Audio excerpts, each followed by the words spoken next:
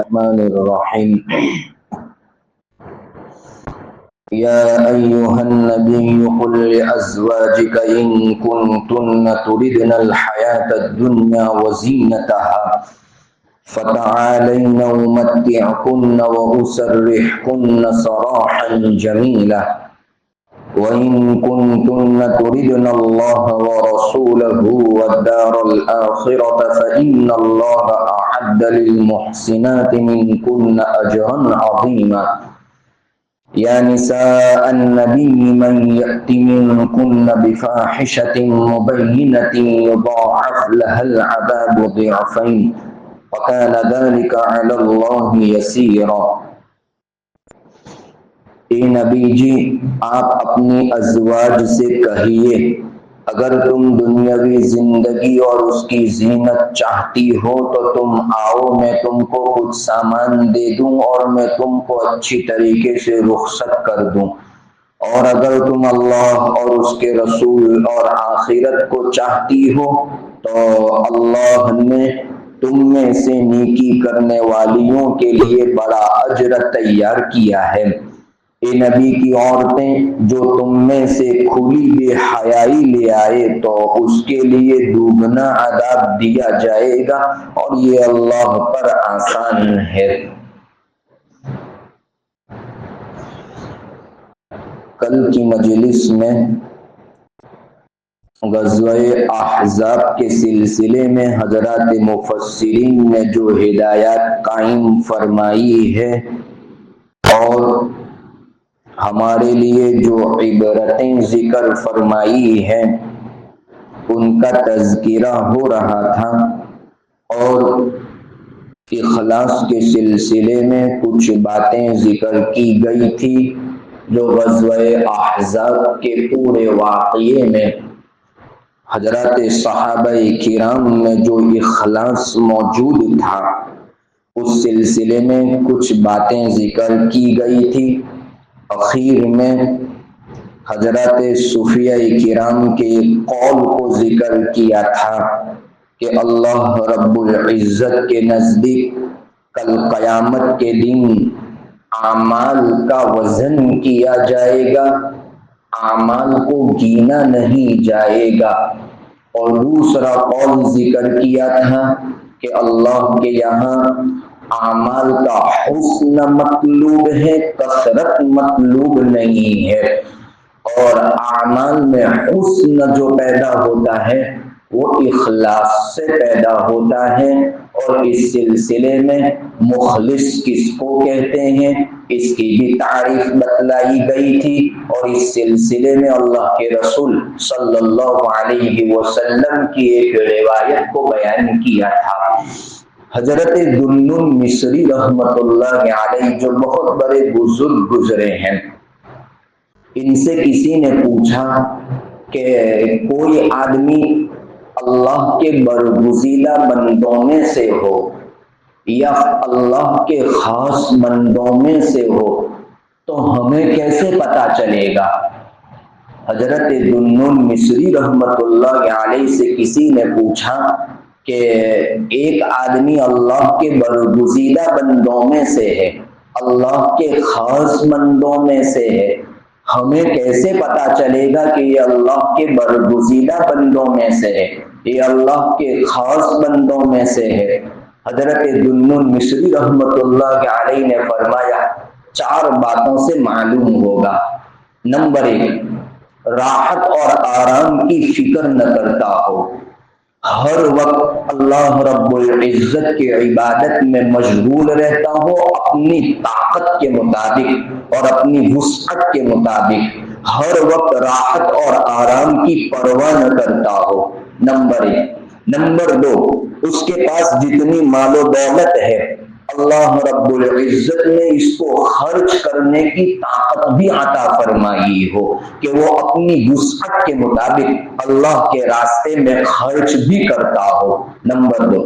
Number 3 کے اوپر حضرت ذوالنون مصری رحمت اللہ علیہ فرماتے ہیں کہ تعریف اور مذمت اس کے درمیان اس کے نزدیک برابر برابر ہو، یعنی اگر کوئی آدمی اس کی تعریف کرتا ہو یا اگر کوئی آدمی اس کی مذمت کرتا ہو، کسی بات کے اوپر اس کی تعریف کر دی یا کسی بات کے اوپر اگر اس کی مذمت کر دی، تو تعریف اور مذمت اس کے نزدیک برابر برابر ہو تو سمجھنا چاہیے کہ یہ آدمی اللہ کے خاص بندوں میں سے ہے۔ اور نمبر 4 کے اوپر حضرت ذوالنون مصری رحمت اللہ علیہ فرماتے ہیں کہ اگر وہ آدمی کسی کام کے لیے یا کوئی بھی کام کرتا ہو تو اس سلسلے میں وہ دوسرے کی تعریف کا خواہش مند نہ ہو، دوسرے کی اپنی تعریف سننے کا خواہش مند نہ ہو، تو یہ آدمی اللہ کے نیک بندوں میں اور اللہ کے خاص بندوں میں شمار ہوتا ہے۔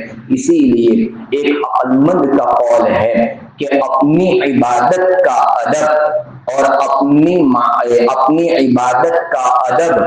آپ کو ایک بکری چرانے والے چرواہے سے حاصل کرنا چاہیے۔ ایک عقل مند کہہ رہا ہے کہ اپنی عبادتوں کا ادب ایک بکری چرانے والے چرواہے سے سیکھنا چاہیے۔ اس سے پوچھا گیا کہ کیسے؟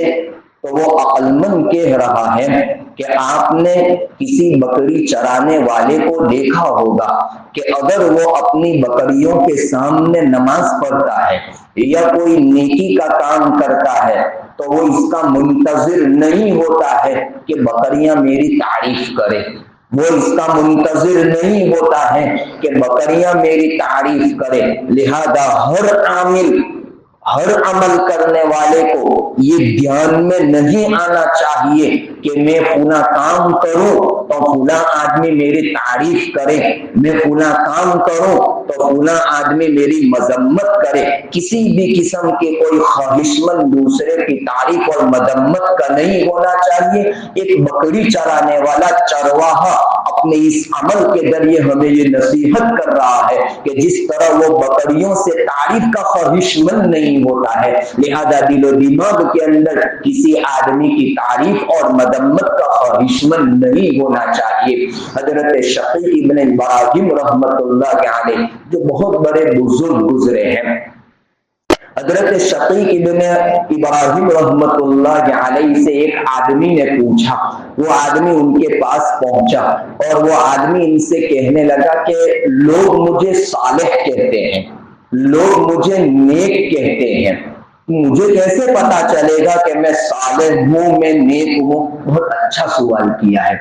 حضرت شقیق ابن ابراہیم کہتے ہیں کہ ایک آدمی میرے پاس آیا اور مجھے کہنے لگا کہ لوگ مجھے صالح کہتے ہیں، لوگ مجھے نیک کہتے ہیں یا لوگ مجھے نیک سمجھتے ہیں، مجھے کیسے پتا چلے گا کہ میں صالح ہوں، میں نیک ہوں؟ مجھے کیسے پتا چلے گا؟ اس وقت حضرت شقیق ابن ابراہیم رحمت اللہ علیہ نے فرمایا کہ دیکھ،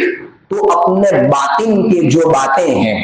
اپنے دل کی جو باتیں ہیں، ان باتوں کو صلحاء کے سامنے پیش کر، نیک لوگوں کے سامنے پیش کر، چاہے وہ دنیاوی چیزوں کے متعلق تمہارے دل کے جو ارادے ہیں یا دین کے جو ارادے تمہارے دل کے اندر ہے، صلحاء نیک لوگوں کے سامنے تو پیش کر۔ اگر صلحاء لوگ، نیک لوگ اگر تیرے باطن کے ارادوں کو پسند کرے تو سمجھ لینا کہ تو نیک ہے، تو صالح ہے۔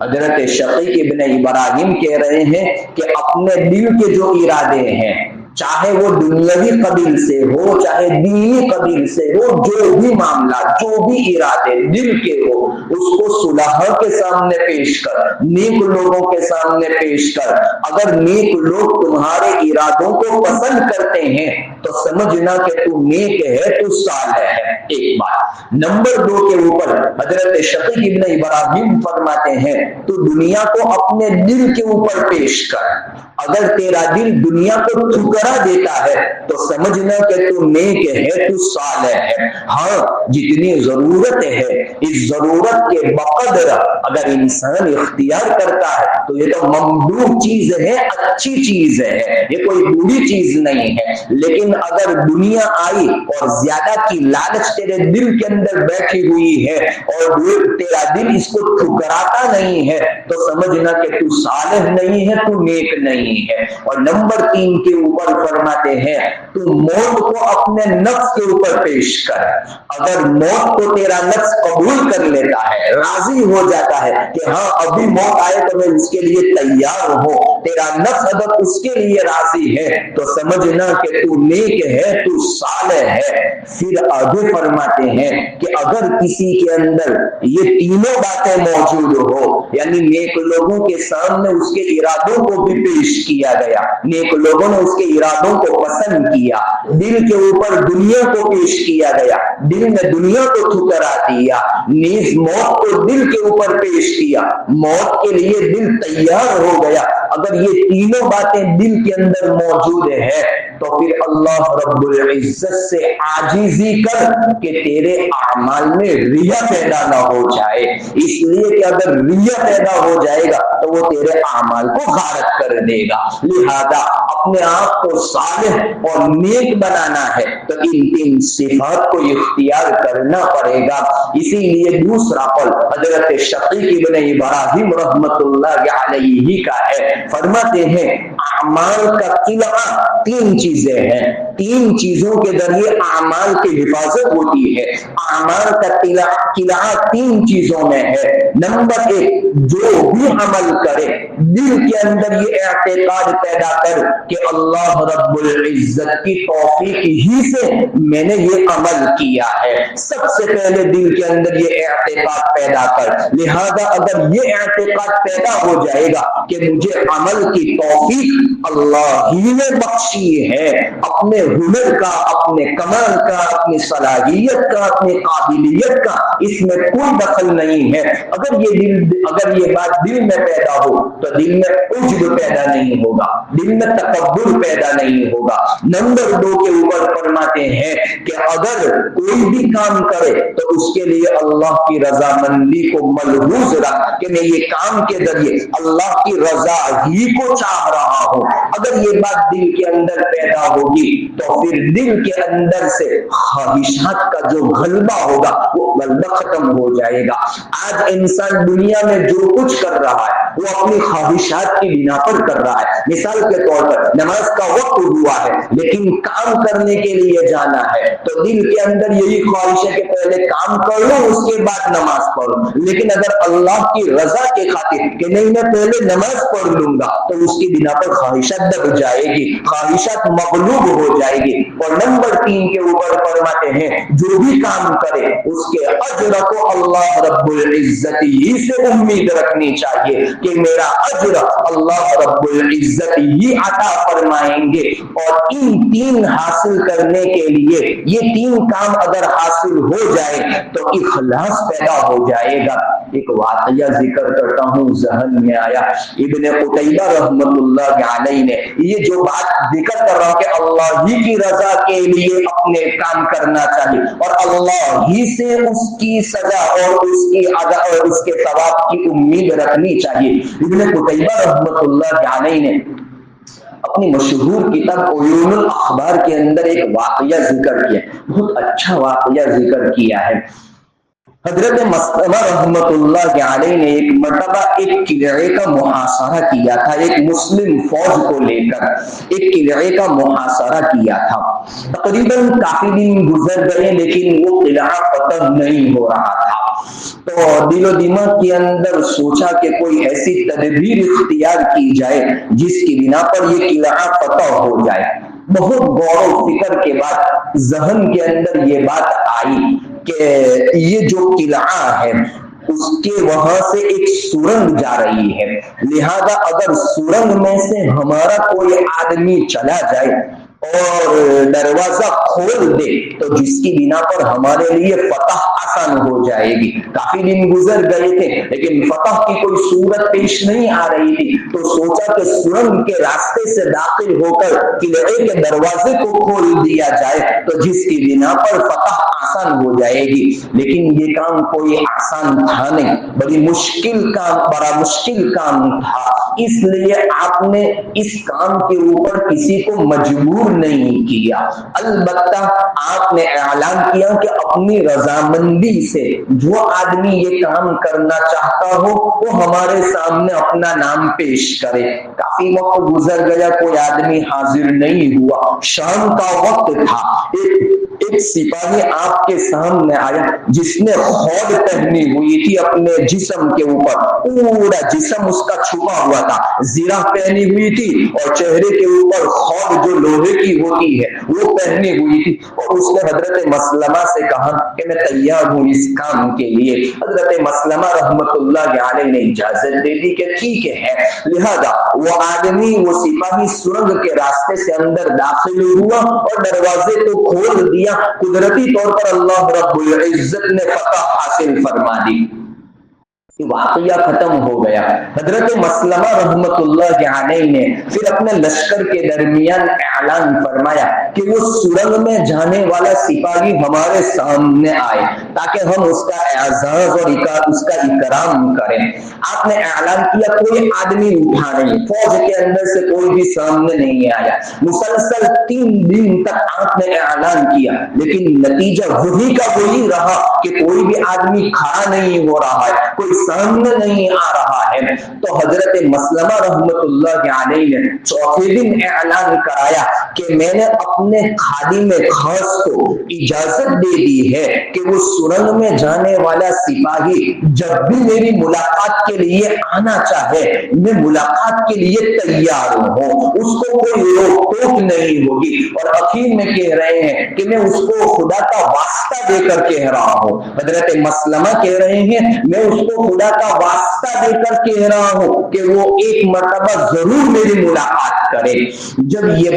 اعلان ہوا تو رات کا آخری حصہ چل رہا تھا اور ایک سپاہی ان کے خادم خاص کے پاس پہنچا اور کہا کہ مجھے حضرت مسلمہ کی ملاقات کرنی ہے۔ چنانچہ وہ خادم حضرت مسلمہ کے پاس لے گیا اور حضرت مسلمہ سے کہا کہ ایک طرف کا آدمی اس طرف کا آدمی آیا ہے اور آپ کی ملاقات کرنا چاہتا ہے۔ حضرت مسلمہ رحمت اللہ علیہ فوراً تیار ہو گئے۔ اس وقت جب ملاقات ہوئی تو وہ سپاہی یا وہ آدمی جو رات کے وقت آیا تھا اس نے کہا کہ سرنگ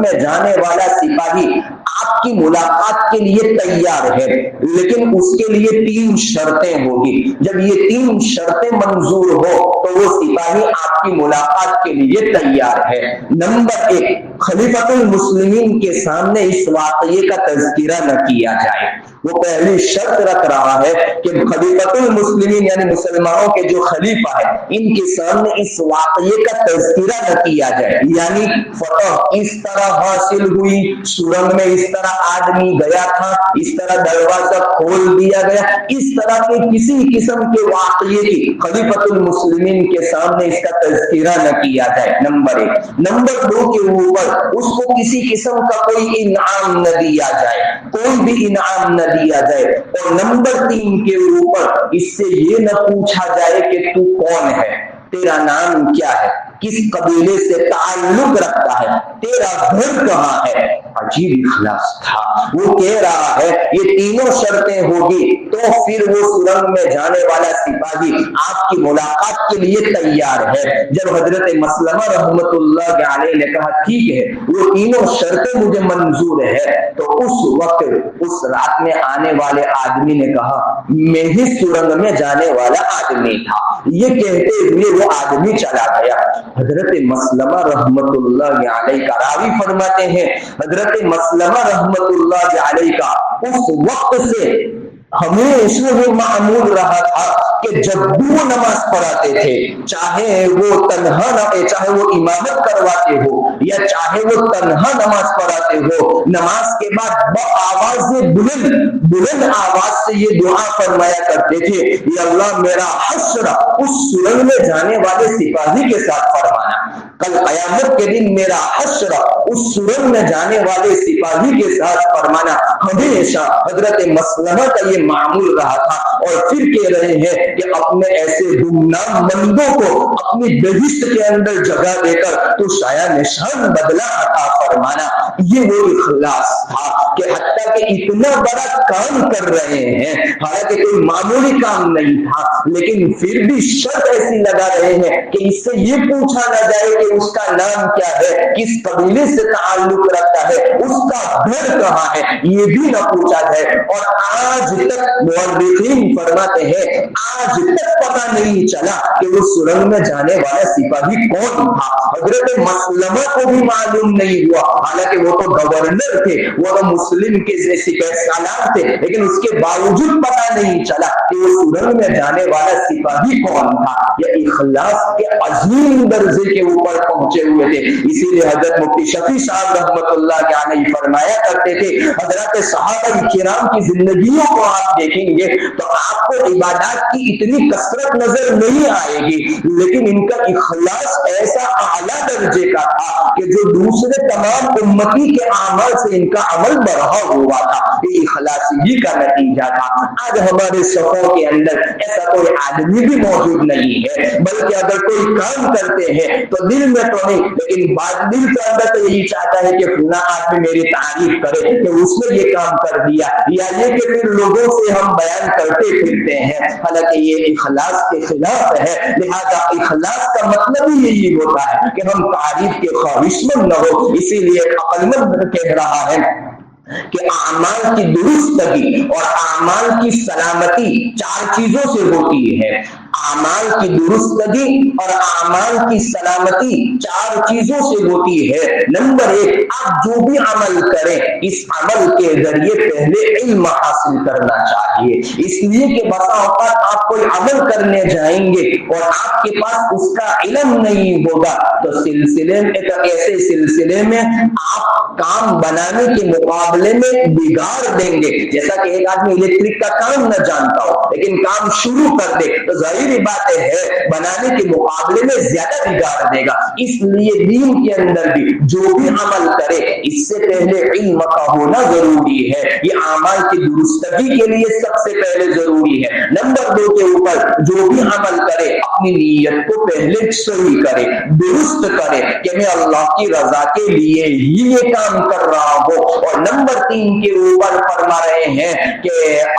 جب عبادت یا کوئی بھی کام کے درمیان کوئی مصیبت کوئی مشقت پیش آئے تو اس کے اوپر صبر کرے، اس کو برداشت کرے، تحمل سے کام لے۔ اور نمبر 4 کے اوپر فرماتے ہیں اس کام کے اندر اخلاص کو پیدا کرے۔ اگر یہ 4 باتیں ہوگی تو ایسی صورت میں اعمال میں سلامتی بھی پیدا ہوگی اور اعمال میں درستگی بھی پیدا ہوگی۔ اخیر میں ایک بات ذکر کرتے ہوئے اس مضمون کو ختم کرتا ہوں۔ حامد لقا رحمت اللہ علیہ جو خراسان کے بہت بڑے مشائخ میں سے ان کا شمار ہوتا ہے، حامد لقا رحمت اللہ علیہ فرماتے ہیں جب اللہ رب العزت کسی آدمی کو ہلاک کرنے کا ارادہ کرتے ہیں تو اس کے اندر 3 باتیں پیدا فرما دیتے ہیں۔ بہت اچھی بات کہی ہے۔ حامد لقا رحمت اللہ علیہ فرماتے ہیں کہ اللہ رب العزت کسی آدمی کو ہلاک کرنے کا ارادہ فرماتے ہیں تو اس کے اندر 3 باتیں پیدا فرما دیتے ہیں۔ نمبر 1، اسے علم تو دیتے ہیں لیکن اہل علم کے اعمال سے اس کو پورا کر دیتے ہیں۔ اللہ رب العزت اگر کسی کو ہلاک کرنے کا ارادہ فرماتے ہیں تو علم تو دے دیتے ہیں لیکن اہل علم کے جو اعمال ہونے چاہیے ان اعمال سے اس کو پورا کر دیتے ہیں۔ نمبر 2 کے اوپر فرماتے ہیں اس کو اہل اللہ کی صحبت کا اختیار ہے، اس کو اللہ اہل اللہ کی صحبت کو دیتے ہیں، یعنی اللہ والوں کی صحبت تو اس کو ملتی ہے لیکن اللہ والوں کے حقوق کی وہ رعایت نہیں کرتا ہے کہ ان اللہ والوں کے کیا حقوق ہے، لہذا ان کی رعایت نہیں کرتا تو اہل اللہ کے پاس تو بیٹھے گا، ان کی ہم نشینی تو اختیار کرے گا لیکن ان کے حقوق سے پورا ہوگا۔ اور نمبر 3 کے اوپر حامد لقا رحمت اللہ علیہ فرماتے ہیں کہ کسی بات بھول گئے ہم نشینی تو ہم نشینی کو اختیار کرتے ہیں لیکن اس کے بعد اس کے حقوق کی ادائیگی نہیں ہوتی ہے۔ اور نمبر 3 کے اوپر عبادتوں کا دروازہ اس کے اوپر کھول دیتے ہیں۔ حامد لقب رحمت اللہ علیہ فرماتے ہیں کہ جب اللہ رب العزت ہلاک کرنے کا ارادہ فرماتے ہیں تو تیسرا طریقہ یہ ہوتا ہے کہ عبادتوں کا دروازہ تو اس کے اوپر کھول دیتے ہیں، یعنی وہ آدمی عبادتوں پر کرتا چلا جاتا ہے لیکن اس کو اخلاص سے پورا کر دیتے ہیں۔ جب یہ 3 باتیں ہوتی ہیں تو پھر اللہ رب العزت اس کو ہلاک فرماتے ہیں۔ لہذا اللہ سے دعا کرتے ہیں کہ اللہ رب العزت ان تینوں باتوں سے ہماری حفاظت فرمائے اور ہمارے اعمال میں اخلاص عطا فرمائے، اور اللہ رب العزت کے نزدیک جو کچھ پسندیدہ چیزیں ہیں وہ ہمیں اختیار کرنے کی توفیق عطا فرمائے۔